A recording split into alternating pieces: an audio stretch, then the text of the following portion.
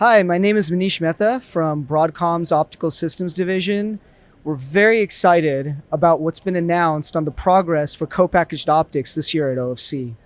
When we launched our CPO activities at Broadcom, the initial intent was to bring down the power.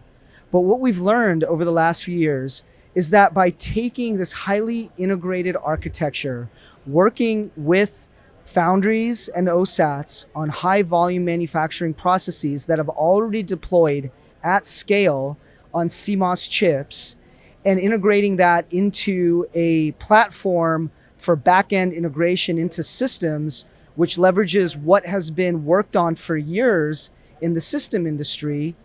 you can deliver extremely high performance and reliable optical links using CPO, such that the actual RAS performance, the term that's kind of very du jour right now at the show, the reliability, the availability, and the serviceability can be far superior for CPO than it is for pluggable optics. For these data centers that are running AI training with hundreds of thousands to millions of XPUs or GPUs, a single link flap can generate massive inefficiency in the uptime of the GPUs.